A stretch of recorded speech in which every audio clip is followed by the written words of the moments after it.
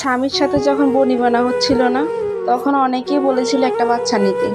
বাচ্চা নিলে সব কিছু ঠিক হয়ে যাবে। কিন্তু খায় আফসোস, একটা বাচ্চা হওয়ার পরে আমার স্বামী আরও নষ্ট হয়ে গেছে। আমার বয়স এখন 25 বছর।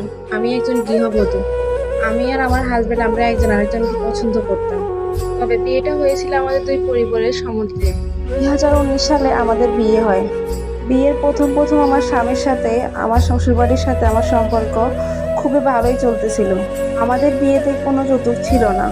আমার শ্বশুরবাড়ির মানুষেরা বলেছিল মেয়েকে দিলেই হবে, আমাদের কোনো যৌতুক লাগবে না। কিন্তু কয়েক মাস পরে হঠাৎ করে তাদের আসল চেহারা দেখা গেল। আমার স্বামী পরিবারের সবার কথা অনুযায়ী নানাভাবে আমার কাছে টাকা চাইতো। আমার পরিবারকে জানার পর আমার পরিবার আমার কথা ভেবে তাদের আবদারগুলো মেটাতো। কিন্তু দিন যতই যাচ্ছিল তাদের লোভ যেন ততই বাড়তেছিল।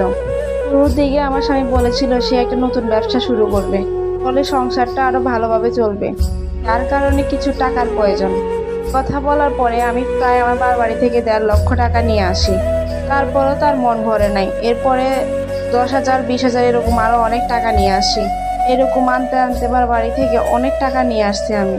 কিন্তু দিন দিন আমি যতই টাকা দিচ্ছিলাম তাদের চাহিদার পরিমাণ ততই বাড়তেছিল।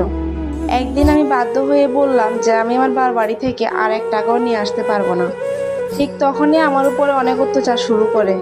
সামান্য ভুলের জন্য সবাই মিলে আমাকে অনেক মারধর করতো। এমন না যে আমার স্বামী আমাকে ভালোবাসতো না, কিন্তু সে আমাকে ঠিকই ভালোবাসতো। কিন্তু টাকার প্রতি তার লোভ ছিল সীমাহীন।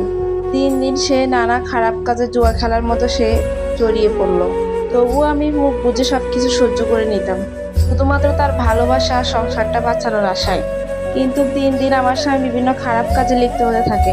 এরপর আমার শ্বশুরবাড়ির কিছু লোকজন আর বাবার বাড়ির কিছু লোকজন সবাই বলে যে একটা বাচ্চা নিতে।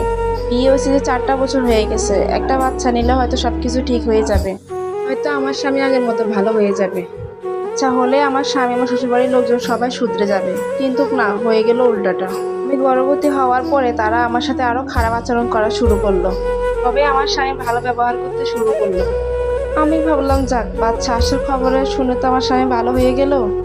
আমার গর্ভাবস্থা আমাকে কেউ যত্ন করে নাই, শুধু মোটামুটি আমার স্বামী আমাকে একটু যত্ন করতো। তারপরও সেটা আমার কাছে অনেক কিছু ছিল।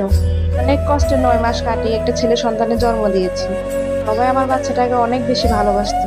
জানি না সেটা লোক দেখানো ছিল নাকি সত্যি।